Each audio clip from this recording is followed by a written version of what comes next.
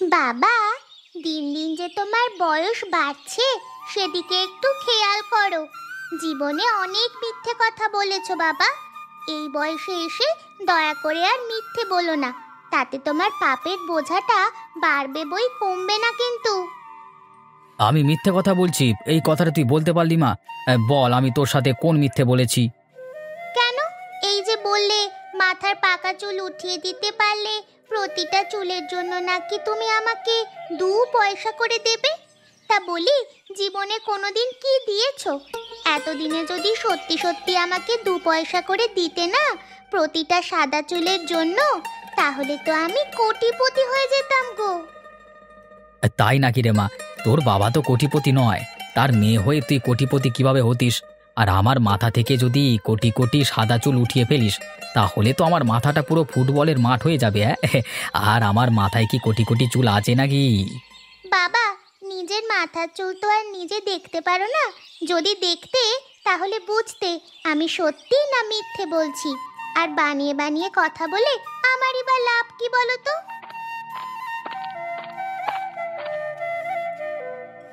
কিরে, তোদের বাপ মেয়ের পাকা চুল তোলা নিয়ে আবার ঝগড়া বেঁধে গেল নাকি?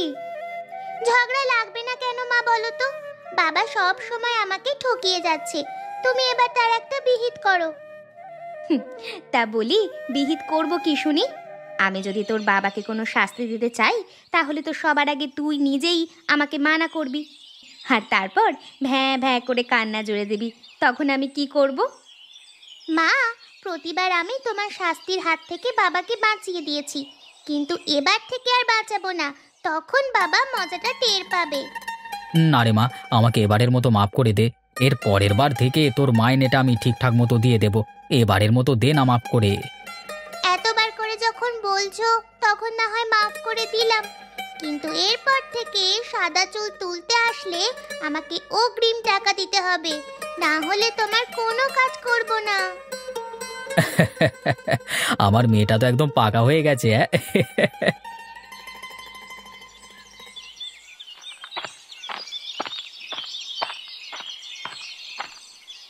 আরে দিদি, আমার ছেলেটাকে দেখেছো?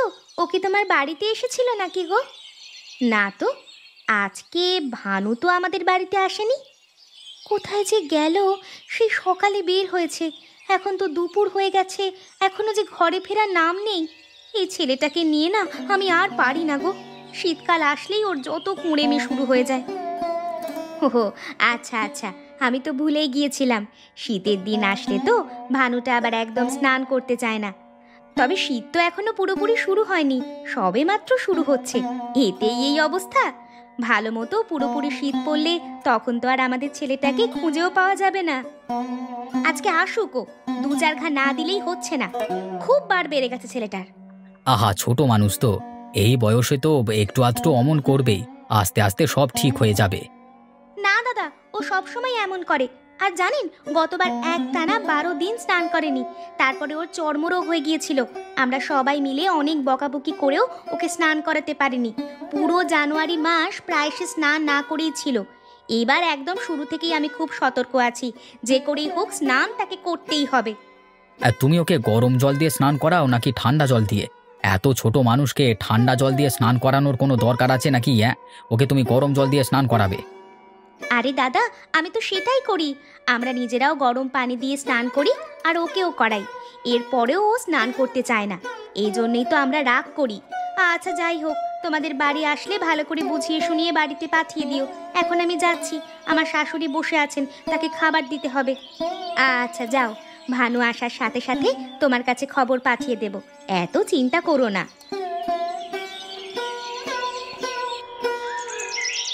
কিরে ভানু, তোর অবস্থা তো দেখছি খুব খারাপ রে। তোর মা তো সেই দুপুর থেকে তোকে খুঁজে বেড়াচ্ছে, আর তুই এমন করে পালিয়ে পালিয়ে বেড়াচ্ছিস। তাছাড়া এখন তো সন্ধে হয়ে গেছে, আমাকে ঘরে ফিরতে হবে। তুই তো আমাকে ঘরেও ফিরতে দিচ্ছিস না, বাড়ি গিয়ে তো বাবা মার কাছে বকুনি শুনতে হবে তোর জন্য। আচ্ছা মিতু, তুই এমন করছিস কেন রে? আমি তো তোর প্রতিবেশী হই, তাই না? প্রতিবেশীর বিপদে তো প্রতিবেশী পাশে এসে দাঁড়ায় নাকি? আমার তো এখন খুব বিপদ, তুই যদি একটু পাশে না থাকিস তাহলে কি হবে নাকি? তা কি এমন বিপদ? তোর মা তোকে বলেছে স্নান করে নিতে, আর তাতেই তুই রাজি হচ্ছিস না। আর দেখ, আমি একটা মেয়ে হয়ে কেমন সাহস করে স্নান করে ফেলেছি, আর তুই কি না একটা ছেলে হয়েও এমন করছিস? কাজটা তোকে মোটেই মানাচ্ছে না। শীত শেষ না হওয়া পর্যন্ত আমি মোটেও স্নান করব না। একটা কাজ কর, তুই আমার ঘর থেকে আমাকে আর একটা চাদর দিয়ে যা। কেন? একটা চাদর তো নিয়েছিস, তাহলে আবার এত শীত কোথা থেকে আসে তোর?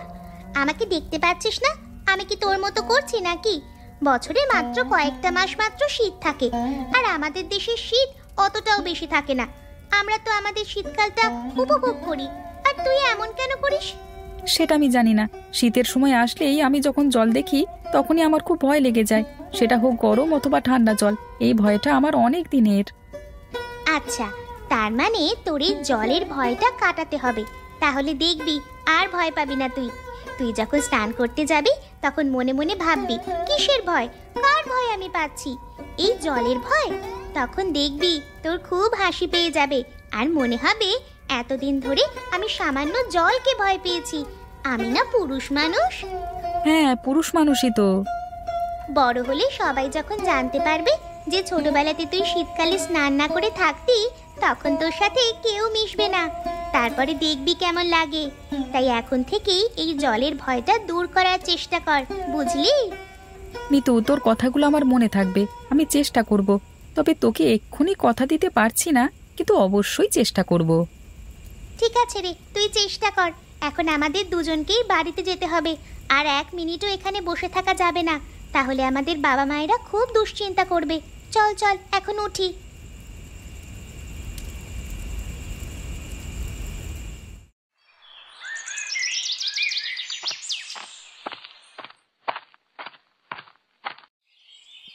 কই রে মা শোভা, আছিস নাকি ঘরে? আমার দাদু ভাই ভানু কোথায়? এই ধর মিষ্টির হাঁড়িটা ধর।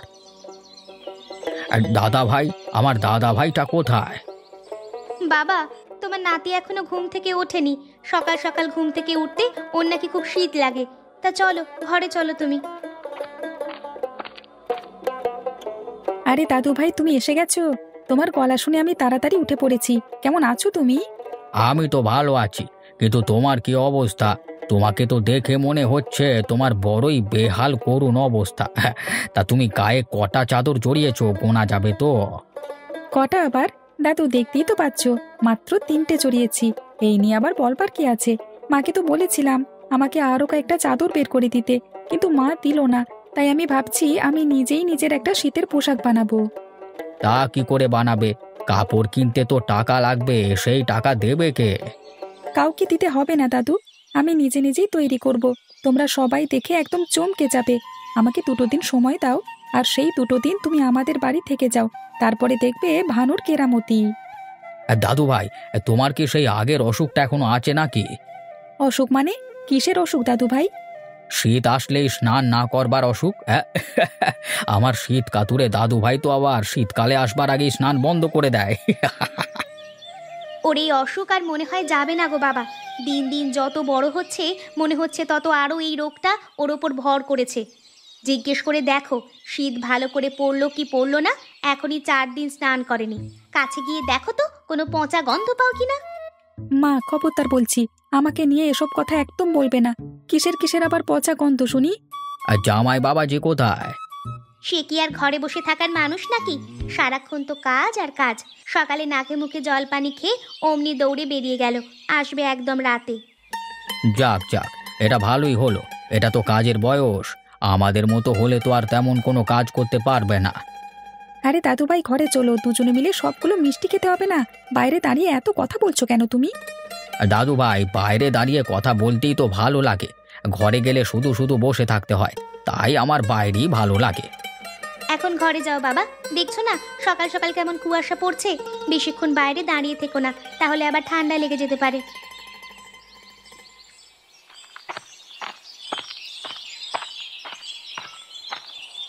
মিতু, কই রে? মিতু, ঘরে আছিস?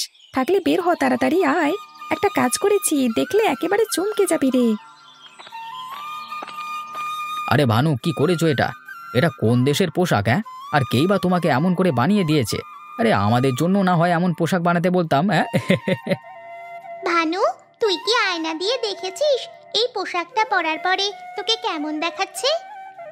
হ্যাঁ, দেখবো না কেন? পোশাকটা বানিয়ে পরে সবার আগে আমার দাদুভাইকে দেখিয়েছি। পোশাকটা বানাতে আমার 2 দিন লেগেছে। এই 2 দিন আমি দাদুভাইকে কি অনুরোধটাই না করেছিলাম আমাদের বাড়িতে থাকবার জন্য। আর দাদুভাই বলেছে আমাকে অনেক সুন্দর লাগছে। আর তুই কিছু বলছিস না কেন রে? আয়না দিয়ে দেখে থাকলে তো তোরই বোঝার কথা কেমন দেখাচ্ছে। পুরো একটা সজারুর মতো লাগছে তোকে। কি বললি তুই? আমি অনেক পরিশ্রম করে এই পোশাকটা বানিয়েছি শুধুমাত্র শীতের জন্য। জানিস, এখন আমাকে আর অন্য কোনো পোশাক পরতে হয় না। মনে হচ্ছে শুধু এই একটি মাত্র পোশাক দিয়েই আমি পুরো শীতটা পার করে দিতে পারবো। তোরা কোথায় আমাকে আরো উৎসাহ দিবি এমন মহৎ এবং প্রশংসনীয় একটা কাজের জন্য? তা না করে কেমন যেন একটা করছিস। তা ভানু, তুমি কি এখন স্নান করো নাকি জলের ভয়টা কমেছে তোমার? মানে সময় হলেই তো স্নান করব, শীতকালটা চলে যাক না। এই তো কয়েকটা মাস পরেই না হয় সেরে নেবো একেবারে। ছি ছি ছি ছি ছি, এই জন্যই তো বলছি এমন একটা বাজে দুর্গন্ধ কোথা থেকে আসছে। তার মানে তোর কাছ থেকে আসছে এমন গন্ধ। আমার তো একদম বমি পেয়ে যাচ্ছে রে। তুই বরং এখন বাড়িতে যা, আমি তো এখনো সকালের জল খাবারটাও খাইনি। তুই আরো যদি বেশিক্ষণ এখানে থাকিস তাহলে আমি সত্যি সত্যি বমি করে দেব। ঠিক আছে ঠিক আছে, আমি চলে যাচ্ছি। তোর এই এত বড় অপমানজনক কথাটা কিন্তু আমি ভুলে যাব না। মনে রাখিস, এর প্রতিশোধ আমি একদিন না একদিন নেবই। এখন তো আমি ছোট, এখন যদিও বা প্রতিশোধ নিতে না পারি, বড় হওয়ার পরেও আমি এই প্রতিশোধ ঠিক নেব মনে করে। তুই মনে রাখিস। আর আজ থেকে সাবধানে থাকিস। তুই তুই জানিস না আমি কত বড় সাপ। আমার মতো এত বিষধর একটা সাপের লেজে পা দিয়েছিস, এখন নিজের পরিণামের কথা ভাব। আচ্ছা ঠিক আছে, প্রতিশোধ নেবার আগে স্নান করে আসিস ভালো করে। তা না হলে আমার কাছে আসলে আমি তখন আবার তোর ওপর বমি করে দিতে পারি। তখন তো আবার তোর প্রতিশোধ নেওয়াও হবে না, উল্টে তুই কুপোকাত হয়ে আবার বাড়িতে ফিরে যাবি। তখন যদি তোকে আবার স্নান করতে হয় তখন কেমন হবে?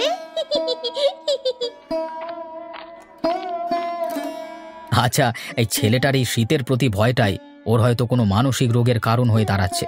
আমরা যেহেতু ওর প্রতিবেশী, ওর ভালো মন্দ ভাবাটা তো আমাদের দায়িত্ব। ওর জন্য কিছু একটা করতে হবে যাতে ওর এই শীতের প্রতি ভয়টা পুরোপুরি কেটে যায়। আমরা তো শীতকে খুব উপভোগ করছি। আমরা অপেক্ষা করে থাকি যে বছরে কখন শীত আসবে, এই ছেলেটার অবস্থা দেখবো এইভাবে। হ্যাঁ গো, মনে হয় শীতকালটা যেন ওর শত্রু। ও মিছে মিছে এতটা ভয় পাচ্ছে। আমরা যদি কোনোভাবে ওর মনের ভয়টা দূর করতে পারতাম তাহলে ওর জন্য ভালো হতো। আর ওর বাবা মাও তো ওকে নিয়ে অনেক চিন্তায় থাকে। ঠিক বলেছ মা, আমাদের তিনজনকেই ভেবেচিন্তে একটা উপায় বের করতে হবে ওর জন্য। মনে হচ্ছে সবাই আমার পেছনে লেগেছে, সবাই আমার শত্রু হয়ে গেছে। এই শত্রুদের কাছ থেকে আমাকে খুব সাবধানে থাকতে হবে। এখন থেকে যেখানে সেখানে চলাফেরা আমার বন্ধ করতে হবে। আর আমার এই পোশাকটি আমাকে খুব নিরাপদ স্থানে রাখতে হবে। যে কারোর চোখে পড়তে পারে, যে কোনো সময় লুটপাট হয়ে যেতে পারে। আরে কে রে, আমার উপর গরম জল ঢেলে দিল কে? এই তো স্নান করে ফেলেছিস, এখন বল তো তুই কি মরে গেছিস? তুই তো আমাকে বলেছিলি শীতের সময় নাকি একটু তোর গায়ে জল পড়লে তুই নাকি মরে যাবি। কই, তোর তো কিছুই হলো না। ভানু, তুমি রাগ করছো তোমাকে স্নান করিয়ে দিলাম বলে? না, রাগ করিনি তো।